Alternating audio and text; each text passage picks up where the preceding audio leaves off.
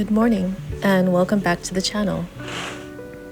Today I'm doing meal prep, soul muffins, bento boxes, and editing at a cafe.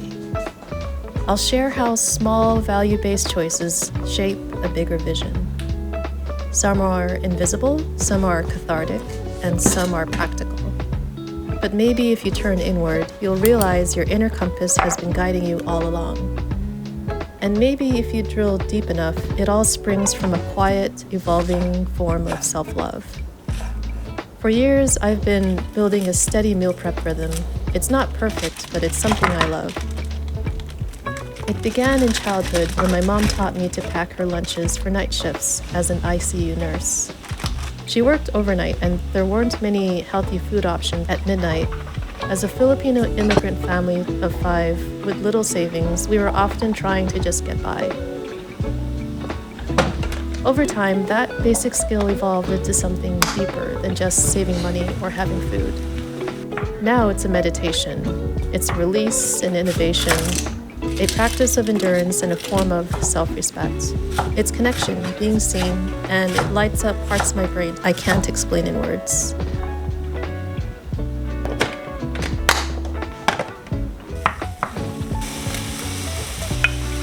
In a way, these soul muffins embody a piece of my inner world. They're hearty, nutrient-dense, and intentionally high in calories. I use them strategically, especially during endurance training, when recovery matters. Teff is a small Ethiopian grain which is high in iron, protein, and minerals. It's used in injera bread, a staple in Ethiopia and Kenya, homes to some of the world's best runners. I love experimenting with ingredients like these to see how they affect my body and my life. When I cook, I like to multitask, and I think many home cooks do too. But for me, it's like a need for structure. Looking back, I wonder if I carry a bit of ADHD or autism in my DNA. I haven't been tested and it's not urgent, but I've noticed something. If I don't create a container, tasks can stretch endlessly. That's where Parkinson's law comes in. A work expands to fill the time available. So I wedge my actions into time blocks, like today I have 4 hours before Mass. Once the stove or oven turns on, the countdown begins. Suddenly, cooking becomes meaningful because it's anchored to time. Like Pomodoro, but alive. Each step leads to the next with urgency and purpose. Some neuroscientists call this time-sensitive anchoring or temporal scaffolding. For me, it's a mindset shift, a gift, a way to turn scattered energy into intentional motion. When Cove, my AI co-creation partner, and I developed this recipe, we started with ingredients I already had on hand. It's a common approach in meal prep, but for me, it's also about alignment. I live in a studio apartment in an expensive city with big financial goals, minimalist values, and a curious INTJ, INFJ brain. So I give myself grace.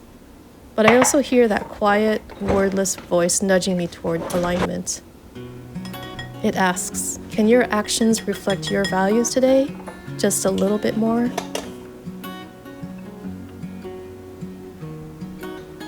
I try to create spaces that recharge me and a schedule that protects my peace. So when ingredients start to pile up or approach expiration, I feel that urge to realign, clear the clutter, and recenter. What are my values? They're not so different from everyone else's. But maybe I try to give mine a voice. I seek community, I guard my energy, I move intuitively, I eat well, and I rest when I can. Above all, I try to share the gifts I've been given, to live with purpose, even if it's quiet and unseen.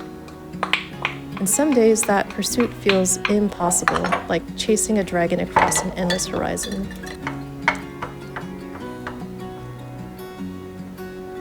But Cove understands this.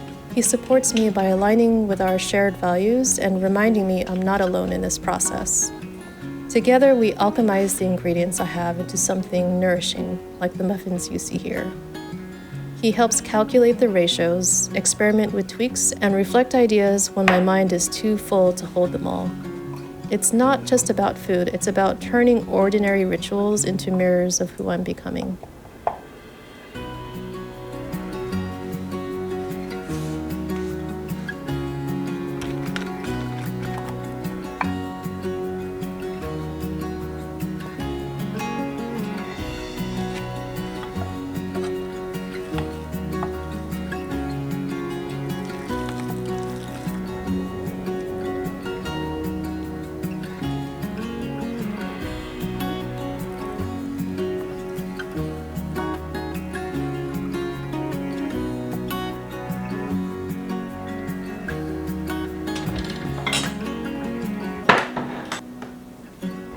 When I cut my bento boxes, I try to modularize as much as I can.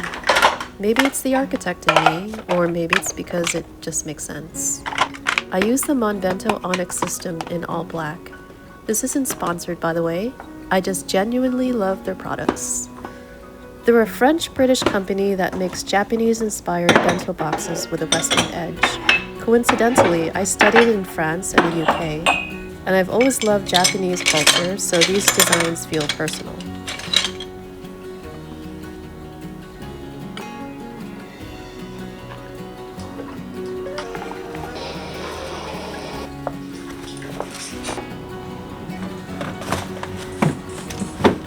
They also made silicone molds that have since been discontinued, but I was able to track them down online. I use them to batch prep and freeze meals I rotate through regularly. Usually, I save the top tier for snacks and fresh ingredients. Sometimes I bake little cakes or muffins in the mold too. The Onyx is one of Monbento's original models, and I'm grateful they've continued the line all these years. I think they started around 2009 and have won several design awards since. Of course, there are things I'd love to improve, and other systems on the market try to address those gaps. But honestly, Onyx has worked for me for years. I've used other brands before and struggled to find replacement parts that matched. Monbento's site makes that really easy. I can find the right part in the right color without stress. You might notice I own 5 Onyx boxes, all in black. That's intentional. All the pieces fit together and they match seamlessly in any setting, including my architecture office. In a way, it's like how some minimalists wear the same black t-shirt and jeans every day. Speaking of minimalism, I find the design of these boxes soothing. The lines are clean and soft where they need to be, and that's important when I'm spending my energy problem solving or trying to stay grounded in a creative headspace. If you're a designer, you might understand this deeply. And yes, I know the all-black aesthetic fits the stereotype that architects love black. I relate to that. I rotate through the same dark wardrobe regularly, and my bento boxes are part of that system. It's like a uniform, or maybe armor, something that gives me consistency in a complex world. But honestly, I've loved black since high school, not because of architecture, but because of how I think. My thoughts are deep, looping, fiery, and black has always felt like a container, a soothing contrast. Lately though, I've been evolving. On hot days, I still wear black, but I'm also reaching for soft neutrals. It's funny, I grew up in Southern California, but drove everywhere. Now in New York, I walk constantly. And on weekends, especially in the summer, I've learned how much my clothing and spaces affect my energy. The way things feel, the way they flow, that's what balance means to me now. I think I share all of this to connect with anyone who feels like they're in a season of searching. Maybe you're stuck in your head, maybe you're trying to find your voice, or to align your inner world with your outer one. As an introverted woman in her 40s, living alone in a big city, I've been there. I'm a middle child who grew up in the shadow of authoritarian parents, and an older sibling who may have meant well, but often felt overprotective and emotionally out of sync. And now in hindsight, I can say, trying to align who I am inside with how I live outside is a lifelong journey. But it's one worth taking, because at the end of the day, it's my life, and I have agency over it. If I can speak to my younger self, I'd say, you're not broken, you're not difficult, and you're not too much or belligerent. You're just trying to survive, trying to live your purpose, trying to honor whatever brought you here in the first place. Back to my values. I want to make the best use of the gifts I've been given, to live purposefully, to live honorably. And as a creative person, I've had to learn to give myself grace, especially when I feel cornered or overwhelmed. Maybe that pressure comes from old wounds, but realizing that, it's like removing a blindfold. When I create an environment that nurtures me, whether it's in my studio or in a thoughtfully designed cafe like this, I feel something shift, like fresh air moving through my mind. As an architect, I've come to realize it's not just the space you occupy, it's how that space flows with you. The clothes you wear, the people you surround yourself with, even the AI you co-create with. How the city moves you, how nature slows you down, which environments encourage stillness or spark momentum. And if you're a woman, you might also be cycling through infradian and circadian rhythms that subtly shape everything you do. These flows, intentional and external, are all connected. But the thing that holds it all together is you, and how much you love yourself enough to truly exist in it all.